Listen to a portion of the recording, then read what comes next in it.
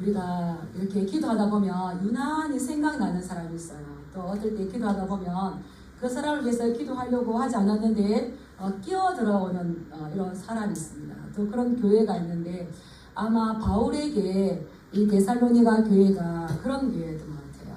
그래서 이 데살로니가 교회는 바울이 2차 전도 여행 때 이제 실라와 디모데와 함께 가서 개척한 그러한 교회거든요. 근데 이 데살로니가 전서는 약 AD 50년경에 이 데살로니가 그 교회의 형편을 보고 왔던 이 디모데를 통하여서 좋은 소식을 듣고 그게 감사해서 다시 쓴 편지가 이 데살로니가 전서인데요.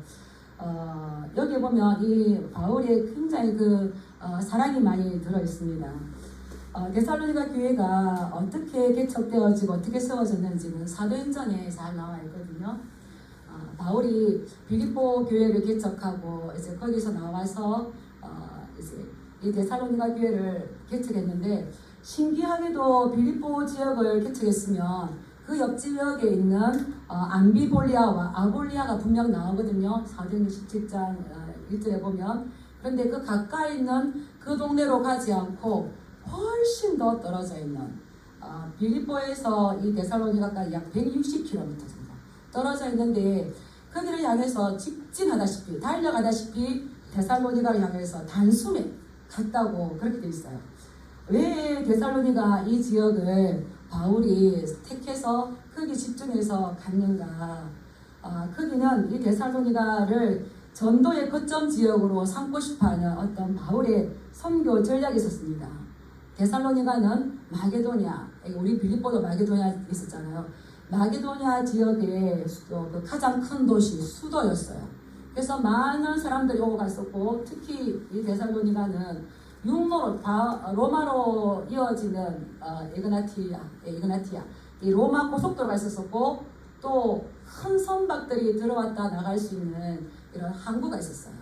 그래서 해상으로도 나가고 육로로도 연결될 수 있는 아주 중요한. 그래서 마게도냐는 이 데살로니가는 마게도냐의 중심부와 같다 이렇게 할 정도로 굉장히 크고 중요한 도시인데 바울은 알았어요. 이 데살로니가의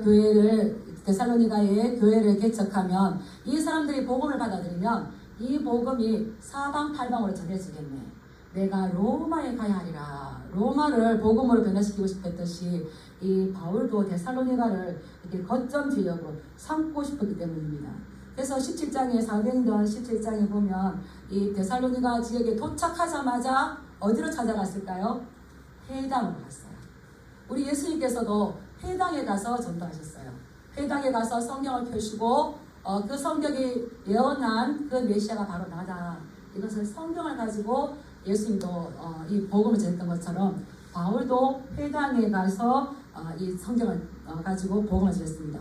그래서 이 데살로니가를 지역으로 갔던 게 거기에는 이 암비볼리아와 아볼리아에는 없는 회당이 있는 거예요.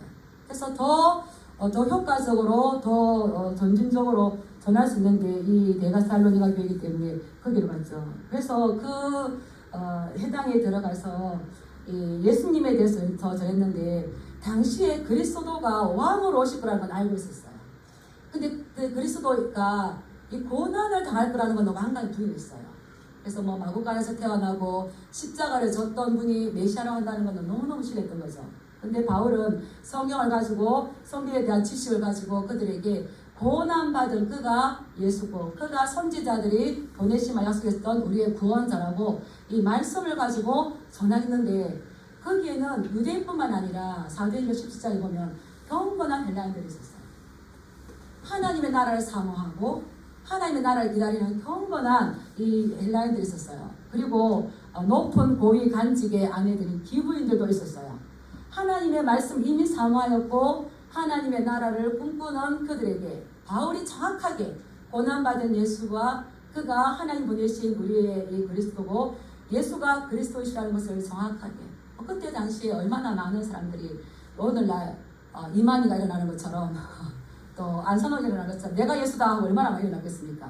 그런데 다른 게 예수가 다른 것이 그리스도가 아니라 분명하게 예수가 그리스도다라고 전하니까 많은 사람들이 믿게 되었어요.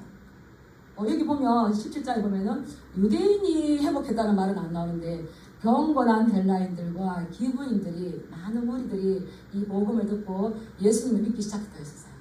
너무나 얼마나 서로 환영해야 될 일입니까? 그런데 이 바울 입장에서는 이것을 환영해야 될 입장이지만 유대인 입장에서는 굉장히 큰 손실이었습니다. 뺏기는 거나 마찬가지잖아요.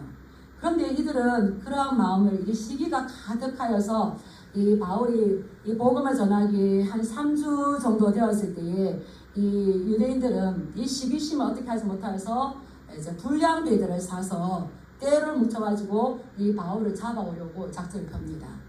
이거는 하나님에 대한 잘못된 열심이죠.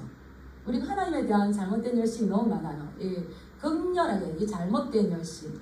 하나님의 말씀을 지키겠다면 하나님의 말씀에 반복을 해야 되는데 저자의 불량배들 하면 뭐 어떻습니까? 시장의 불량배들. 오늘날 말하면 깡패들을 불러서 그들을 떼거리로 모아가지고 이제 바울이 머물고 있는 집에 습격해서 바울을 끌어오려고 이제 죽이려고 했던 겁니다. 근데 바울은 다행히도 이 소식이 먼저 전해졌는지 그들에게 잡히지 않고 밤에 피할 수가 있었어요. 쫓기다시피 피하였는데 이 바울은 지금 한 주, 둘째 주, 셋째 주까지 날마다 밤낮으로 쉬지 않고 이 복음을 전해서 이들은 이제 이 복음을 듣고 이제 어린아이가 태어나서 성장하고 있는데 갑자기 어느 날 이런 박해가 다가와서 지도자는 없어지고 또 바울이 없어지니까 유대인들이 그냥 두었던 것들이 아니라 이 바울을 환영했던 야손이라든지 믿음의 형제들을 막 끌고 가서 위협하고 이 핍박을 주는 거예요. 그랬을 때 이 바울은 그 어린 성도와 같은 이 데살로니가 교인들을 놔두고 왔을 때 마음이 어땠을까요? 내가 유모와 같이 너희를 먹였다. 마치 어머니가 젖먹이를 놔두고 왔었던 것처럼. 근데 또 내가 왔을 때에 이 유대인들이 그것을 멈추었으면 될 건데 계속 믿는 사람들을 더 힘들게 박해하는 거예요. 그럴 수밖에 없었죠. 이 데살로니가 지역은 로마의 통치를 받지만 당시 로마가 통치할 때에 식민지가 있었었고 자유도시가 있었다고 합니다. 식민지가 됐을 때는 총독을 보내서 그 나라를 다스렸지만 이 왕에게 잘 보이고 황제에게 잘한 도시에서는 자유를 줬어요. 그 황제한테 잘했다는 건 뭐겠습니까? 당시 이제 만년에 가는 황제 숭배를 잘했겠죠. 잘하니까 이 자유도시가 됐는데 지금 이 유대인들 하는 말이 다른 임금, 다른 예수를 전한다. 가이사 외에 다른 임금을 전한다. 유대인들이 미쳤습니다. 유대인들의 왕은 누가 되어야 되는 겁니까? 하나님이 되어야 되는 건데 다른 임금을 전한다. 다른 예수를 전한다. 그러면서 핍박하는데 바울 대신에 그 이제 신생 믿음에 태어났던 그 어린 믿음의 사람들이 핍박을 받고 있는 거예요. 바울은 얼마나 이 마음이 아프겠습니까? 그 생각할 때 두고 온 것만도 마음이 아픈데 바울 자기 자신 대신에 그 핍박을 다 당해야 되는 걸 생각할 때는 마음이 아플 수밖에 없어. 그래서 기도하다가 참다 못하여서 그들이 신앙 안에서 어떻게 하고 있는지 이제 디모데를 보내요. 디모데를 보냈는데 디모데가 반가운 소식을 가지고 옵니다. 디모데가 와서 선생님 데살로니가 교인들이 여러 가지 환란이 있지만 그게 전혀 흔들리지 않고 바울 선생님이 전해준 복음의 말씀을 잘 듣고 견고하게 성장하고 있을 뿐만 아니라 선생님이 그 데살로니가 교회의 성도들을 그렇게 보고 싶어 하듯이 이 데살로니가 교회 성도들도 선생님을 보고 싶어 합니다. 이 말을 가지고 온 거예요. 그러니까 뒤에 바울은 너희가 말씀 안에서 살아간다는 걸 들으니까 내가 살 것 같아. 그래서 마음이 놓이면서 너무 기뻐서 이 편지를 쓰게 되는 거죠. 그래서 이제 데살로니가 전서인데 바울이 이제 인사를 합니다. 너무나 반가운 그 지체들에게 인사를 하죠. 우리 1장 1절 한번 읽어보겠습니다. 시작. 바울과 실로아노와 디모데는 하나님 아버지와 주 예수 그리스도 안에 있는 데살로니가인의 교회에 편지하노니 은혜와 평강이 너희에게 있을지어다. 세 사람이 전도자가 세 사람이 데살로니가 교회를 개척했습니다. 근데 지금 편지를 쓰는 것이 바울 혼자만 쓰는 것이 아니라 누가 지금 같이 쓰고 있습니까? 바울과 실루아노와 디모데. 실루아노는 우리가 잘 아는 신라의 로마식 이름이거든요. 그래서 우리 이 세 사람이 세 명의 전도자가 같이 이 데살로니가 교회에게 편지하는데 데살로니가 교회 하나님의 교회라고 하지 않고 하나님 아버지와 주 예수 그리스도 안에 있는 데살로니가인의 교회에 편지하노니 하나님 안에 그리스도 안에 예수 안에 이 말은 바울이 즐겨 썼던 이 표현이거든요. 그래서 바울은 길게 하나님 아버지와 주 예수 그리스도 안에 있는 데살로니가인의 교회에 편지하노니 그래서 그 예수 그리스도 안에 있다는 것은 너희가 그리스도와 연합되었다. 그리스도의 고난과 너희가 연합되었고 그리스도와 함께 된 자다. 그러한 너희들에게 편지하는데 너희들에게 은혜와 평강이 있기를 원한다. 라고 축복해 주는 겁니다. 그런데 이게 순서가 우리 보통 보면 평강이 있으면 은혜가 있을 것 같죠. 근데 바울은 은혜와 평강이 이렇게 편지를 쓸 때 은혜와 평강이 있기를 원한다. 이것은 그 전에도 편지에 인사가 없었었고 바울이 새롭게 만들어냈는데 우리가 서신서를 많이 보다 보면 거의가 다 은혜와 평강이 있기를 원한다. 이걸 이야기했어요. 그래서 이 은혜와 평강 이거는 우리가 한번 살펴볼 필요가 있는데 우리 은혜는 잘 알듯이 이 카리스 받을 자격이 없는 자에게 하나님께서 값없이 주시는 그 호의 하나님의 친절함이죠. 우리가 친절함을 받으면 어떨까요? 우리의 마음이 좋아요.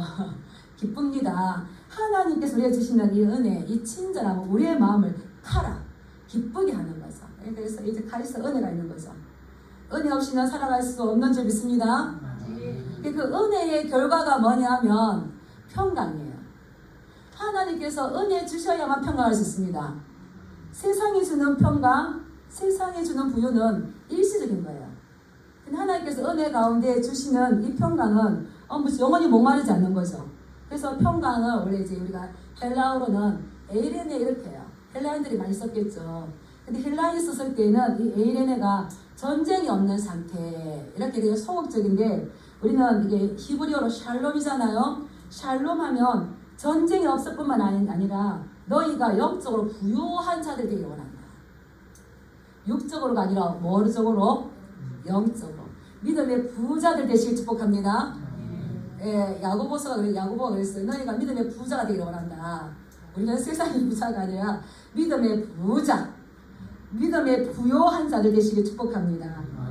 그래서 반드시 은혜가 있어야 되고 은혜의 결과가 평강이고 평강이 오려면은 세상이 줄 수 있는 것이 아니라 하나님께서 위로부터 주시는 선물이 이 은혜가 있어야 되는 거죠. 그래서 이 평강 하나님께서 은혜와 평강을 주시면 세상이 줄 수 없는 이 어떤 갈등 가운데서도 평강을 줄 수가 있어요. 이거 이해하십니까? 저는 한 번씩 북한에 2년 7개월 동안 억류되었던 이명수 목사님 설교를 가끔씩 들을 때가 있어요. 그분은 갑자기 북한에 이제 잡혀가가지고 사형감이 되었는데 얼마나 많이 먹었겠습니까? 94세 연로한 어머님도 걱정이, 노모님도 걱정이 되고 아내도 걱정이 되고 교회도 걱정이 되고 너무너무 걱정이 되는데 하나님께서 그냥 은혜를 주시니까 평안함을 하니까 걱정이 안 들어요. 그래서 보위부와 군인들이 50여 명이 자기를 감시하고 있는데 아침에 일찍 일어나서 추울 때에 이 노동하러 가야 돼요. 가야 되는데 안 갈 수가 없죠. 가야 되는데 하나님께서 은혜를 주시고 평강을 주니까 그분이 노래를 하면서 간대요. 나는야 친구 대신 하나님과 푸른 초장 한없이 거니네 손을 잡고 기쁨을 나누면서 단둘이서 한없이 제가 저도 그 찬양을 듣고 이게 진짜다. 아무리 혹독한 추위가 있고 살벌한 경비가 있고 근데 그 평강은 하나님과 나와의 교제 가운데서 하나님 주시는 거잖아요. 그래서 그 얘기를 듣고 양말을 몇 개를 신어도 추울 때에 나가는데 마음에 쓴 찬양이 나는야 친구 대신 하나님과 푸른 초장 한없이 거리네. 이게 평강인 거예요. 이런 평강. 세상에 줄 수 없는 거죠. 그래서 또 그 뒤에 가사가 뭐냐면 천지는 모두 없어진다 해도 우린 영원히 지내게 돼. 첫 나를 억압하는 이런 민영과 사사 이런 것들이 없어져요. 없어져도 우리는 어떻습니까? 하나님과 영원히 지내게 될 건데 그분이 나의 친구 되시고 내가 그분이 만든 이 세상에 그분과 손을 잡고 프론토장에 나가서 그분 앞에서 일을 하는 거예요. 그러니까 이거는 뭐 어떤 상황이나 환경이나 이 상관없이 하나님만 줄 수 있는 평강이고 사람은 이 평강을 느낄 때에 만족함을 누릴 수 있습니다. 그래서 하나님께서는 우리를 이렇게 평강을 주시기 원해요. 그래서 시편 기자도 만일 하나님 우리를 위하시면 누가 우리를 대적하리요? 바울도 그랬잖아요. 이런 평강이 충만한 거죠. 그런데 이렇게 축복하고 난 다음에 바울은 내가 너희들을 기억하고 너희들을 생각하고 너희들을 기억할 때마다 나에게는 감사밖에 없다. 감사. 그 많은 어려움 가운데서도 너희가 신앙을 지켜나가는데 구체적으로 너희에게는 이 기독교의 세 가지 중요한 덕목은 뭡니까? 믿음, 소망, 사랑이 있다는 거예요. 그냥 감정적인 것이 아니라 구체적인 실천, 믿음의 역사와 사랑의 수고와 그리스도에 대한 소망의 인내를 가지고 있었기 때문에 내가 끊임없이 너희들 위해 기도할 때는 항상 감사할 수밖에 없었다. 그러나 그들의 지금 형편과 처지는 어떻다고요? 박해받고 억압받고 기독교인들이 제대로 설 자리가 점점 잃어져가는 그런 가운데에서 이들은 믿음, 소망, 사랑 이것을 지켜나갔다는 겁니다. 그래서 이 믿음을 가진 사람들의 믿음의 역사를 살펴보면 믿음이 있는 성도들에게 나타나는 대표적인 현상은 뭘까요? 따라하겠습니다. 담대함이다. 담대하는 거예요. 잠언 기자가 말하기를 악인은 쫓아오는 자가 없어도 도망한대요. 악인은. 근데 의인은 사자같이 담대합니다. 나는야 친구 대신 하나님과 푸른 초장 나의 보호자 누굽니까? 하나님이시니까 믿음의 역사는 담대함으로 나타나는 거죠. 그러니까 그 믿음이 살아서 활력을 가지고 있으니까 어떤 어려움과 고난이 있다 하더라도 오히려 그것을 감사하는 거죠. 천지는 없어진다 해도 우린 영원히 주님의 나라를 함께 지낼 거다. 이걸 바라보니까 그 하루하루가 감사하게. 그래서 더 멋진 믿음의 모습으로 나오셔서 우리에게 이면수 목사님이 얼마나 그 살아있는 간증을 해주십니까? 그런 어려운 가운데서도 이들은 이 믿음을 지켰기 때문에 이 믿음의 역사가 일어났었고 그리고 그들의 믿음은 살아서 움직이는 믿음이 되었기 때문에 바울은 그 이야기 들을 때마다 기뻐할 수밖에 없었던 겁니다. 이들은 어떻게 이 믿음이 살아서 역사할 수가 있었을까요? 바로 그들에게 복음을 전해준 바울의 그 헌신과 그 희생을 그대로 본받고 그 바울이 핍박을 이기면서까지 내가 너에게 들어갈 때 우리가 어떠한 사람이 되었는지 빌립보에서 귀신 들린 여인을 고쳐줌으로 인해서 매를 맞고 감옥에 들어갔던 이야기들 들었겠죠. 다 알았겠죠. 그리고 이 바울이 아마 급박하게 쫓기다시피 도망가야 되긴 했겠지만 당부하지 않았겠어요? 앞으로 그리스도 믿을 때에 너희에게 박해와 이 환란이 올 것이다. 그래도 이 믿음을 굳게 잡아라. 미리 그 고난에 대해서 이야기해줬어요. 우리는 경상도 말로 하면 담대해라. 절대 여기서 떠나지 마라. 바울의 그 가르침과 바울의 그 헌신적인 모습들을 그대로 본받았기 때문에 이들은 살아있는 믿음을 소유하고 있었다는 겁니다. 그리고 두 번째 그들에게는 사랑의 수고가 있었어요. 이 말은 너무너무 우리에게 감동을 주지 않습니까? 교회는 어떻게 이루어지고 어떻게 형성되어지고 어떻게 경과가 될까요? 바로 이 사랑의 수고인 겁니다. 그래서 순교자의 피 위에 교회가 세워지는 겁니다. 누군가의 헌신 위에 새로운 생명이 태어나는 거죠. 그래서 이 데살로니가 교회들은 이 믿음의 역사가 있었다는 것은 그들은 분명하게 사랑의 수고가 있었기 때문에 있었는데 이 사랑의 수고는 헌신 안에서 서로를 섬긴다는 거죠. 그리스도인으로 내가 변화되었다는 것은 예전의 간섭들, 예전에 내가 좋아했던 것들에서 의지적으로 그것들을 버리고 포기하고 하나님께 주시는 이 새로운 말씀, 이 새 가족 구성원으로서의 그 삶을 따라가야 된다는 겁니다. 과거에 내가 포기할 것이 무엇인지, 내가 지금 새롭게 잡고 내 마음을 새롭게 정비해야 될 것이 무엇인지 그것을 깨닫지 못한다면 여전히 고린도 교회와 같이 삐걱삐걱하겠죠. 근데 데살로니가 이 성도인들은 우리가 새롭게 받은 이 복음, 내가 새롭게 되는 하나님 나라의 구성원으로서 내가 어떤 것을 버리고 어떤 것을 취해야 될지 분명한 삶들을 나갔기 때문에 그들은 이 사랑의 수고가 나타났다는 것입니다. 근데 이 고린도 교회가 비교하다 보면 고린도 교회는 더 많은 은사들과 더 많은 부유함들이 있었어요. 근데 그들은 계속 파가 나눠져서 교회가 혼란스러웠어요. 왜 그랬을까요? 그들에게는 많은 은사도 있었고 가진 것이 많았지만 따라가겠습니다. 사랑이 없었다. 그래서 이 서로 사랑이 없고 다툼이고 비겁비가 난다는 것은 너와 나의 문제가 아니라 다시 생각해보면 내가 하나님에 대한 사랑이 없다. 우리가 하나님께서 나를 어떤 상황 가운데에서 어떻게 우리를 건져주셨는지 나의 예수의 모습을 생각한다면 그들의 삐걱거리는 그 모습이 누구의 모습일까요? 예전에 나의 모습인 거예요. 예전에 나의 모습. 그래서 야 하나님 예전에 내가 저럴 때도 하나님께서 참아주시고 받아주시고 인내해주셨죠. 나는 내가 가진 사랑으로 사랑할 수 없지만 주님께서 주신 그 사랑으로 당신을 사랑합니다. 네. 주께서 주신 사랑으로 당신을 사랑합니다. 이렇게 하는 거예요. 그래서 이 데살로니가 교회 성도들은 결과가 좋든 없든 안아주든 안아주지 않든 죽게 하듯이 하나님 앞에서 그 헌신의 대가를 지불했다는 겁니다. 왜 그렇게 할 수가 있었을까요? 우리 1장 6절 말씀 한번 읽어볼까요? 시작. 또 너희는 많은 환난 가운데에서 성된 이의 기쁨으로 말씀을 받아 우리와 주를 본받은 자가 되었으니 많은 환난 가운데 있어요. 이 많은 환난 가운데서 이 환난이라는 거는 이게 슬립시스에서 포도주를 만들기 위해서는 포도를 으깨는 거. 지난번에는 이게 이제 콩을 타작하기 위해서 콩을 돌이켜 힘있게 내쳤을 때에 이 콩이 콩알을 내놓듯이 이거는 실제적인 압박과 실제적인 중압감이라는 겁니다. 이렇게 있음에도 불구하고 환난 가운데에서 말씀을 받을 때 어떻게 받았다고요? 성령의 기쁨으로. 근데 하나님의 말씀은 우리에게 어떤 계명을 가르칩니까? 다른 어떤 것이 아니라 하나님 사랑, 이웃 사랑. 그래서 어떤 다른 능력은 가장 큰 은사, 가장 좋은 능력이 어떤 능력이 있습니까? 이 사랑의 능력이죠. 그래서 이것을 본받았는데 그 주님의 말씀을 받았고 말씀 그대로 행하였던 바울과 그리스도를 본받게 되는 거죠.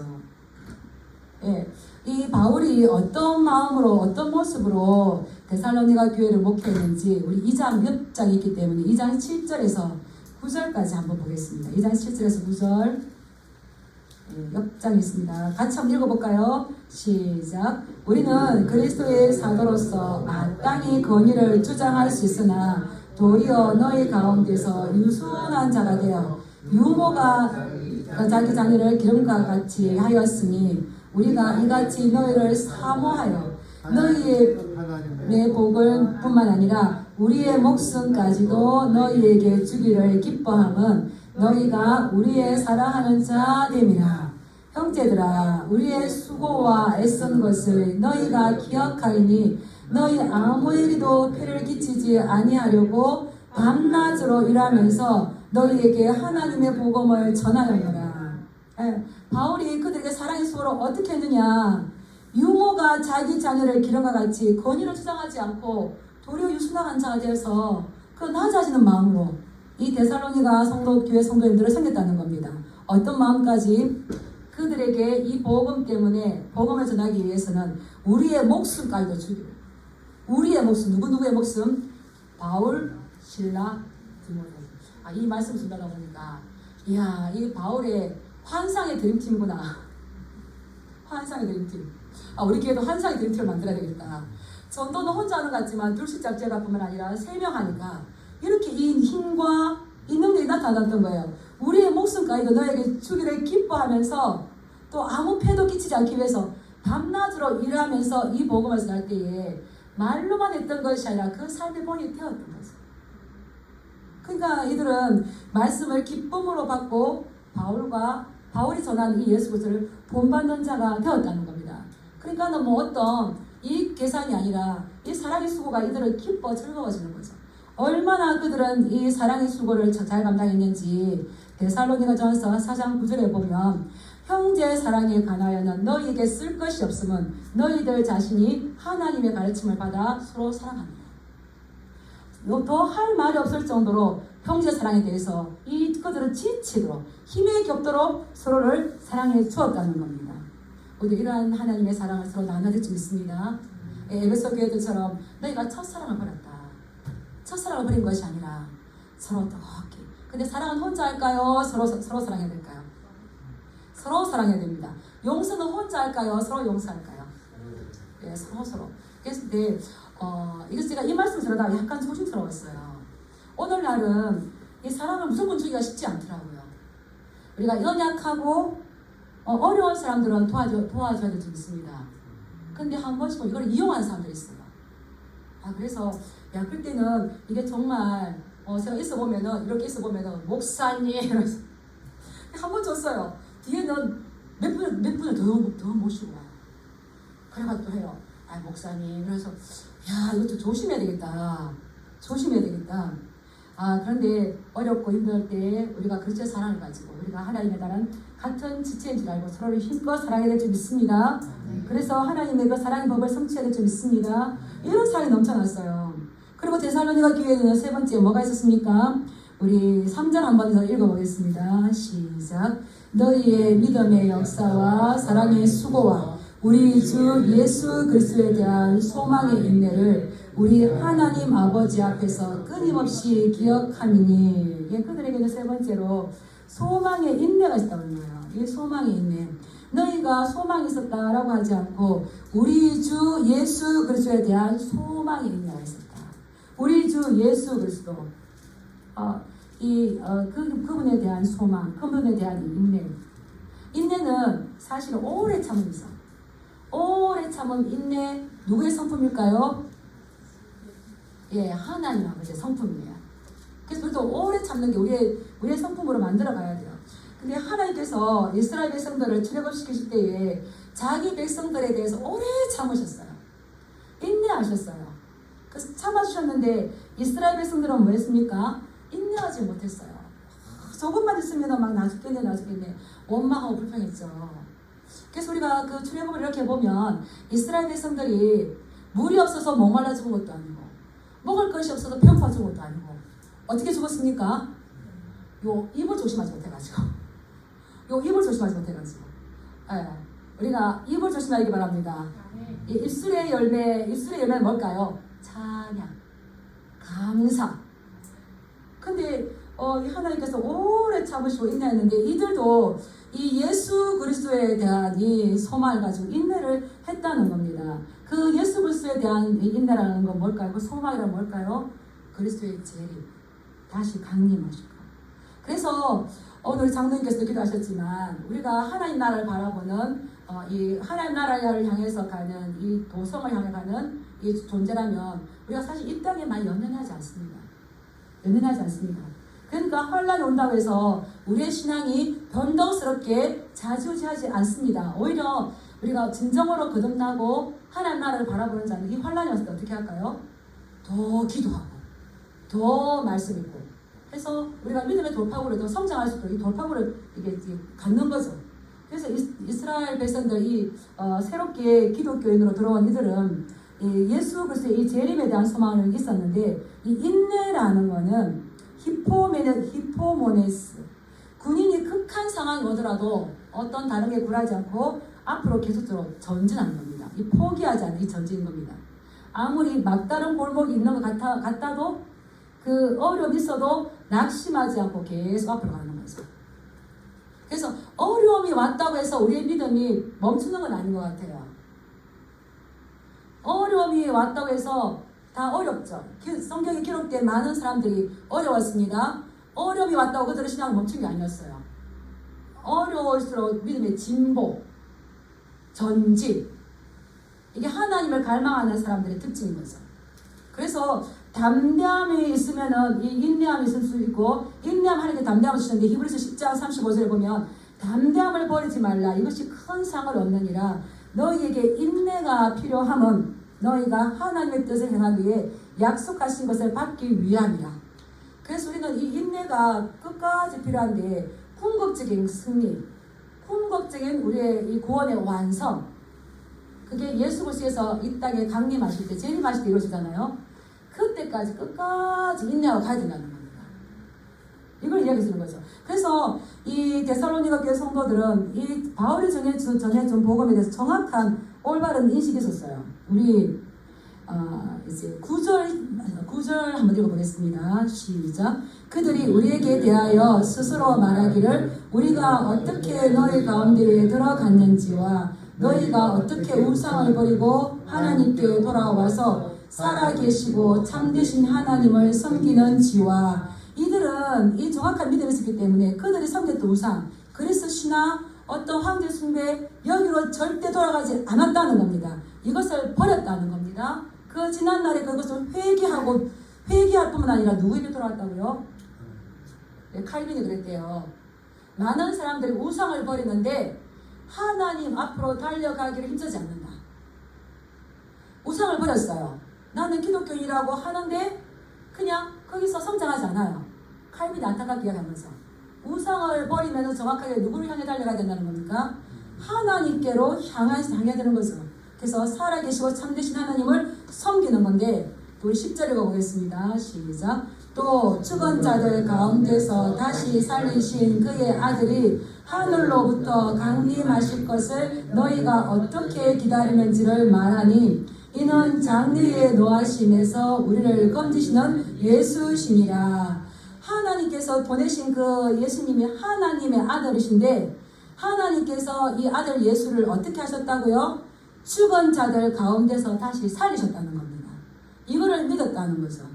죽은 자들 가운데서 다시 살린 건 뭡니까? 부활이 뭐죠? 부활의 주님을 믿고 그의 아들이 하늘로부터 강림하실 것, 재림하실 것을 믿었다는 거죠. 우리는 죄인이지만 하나님께서 우리를 의인이라 칭해주셨어요. 근데 우리는 완전한 의인 아닙니다. 사실은 예수 그리스도께서 하나님 말씀에 순종함으로 우리를 십자가를 져주심으로 의롭게 되신 그 의를 우리가 덧입었죠. 그래서 이제 죄인이지만 하나님께서 우리를 의인으로 칭해주는데 여기서 우리가 의인이 될 뿐만 아니라 이거를 잘 인내함으로 이 믿음으로 유지해 나가야 돼요. 그런데 이 믿음으로 선한 싸움을 싸우지 못하면은 우리 이 의인이 오염되고 타락될 수 있어요. 근데 어디서 우리가 어렵다고 칭할 때까지 나가야 되는 겁니까? 하나님 앞에, 법정 앞에서, 심판대 앞에서 너는 의인이야. 하나님께서 우리를 무죄를 선언해 주셔야 우리가 완전한 하나님의 그 구원에 들어가는 거죠. 그래서 이 데살로니가 교회 성도들은 이 다시 살리신 다시 살리신 그의 아들이 하늘로부터 강림하실 것을 믿고 재림의 예수님까지 보면서 그분을 기다렸다는 거예요.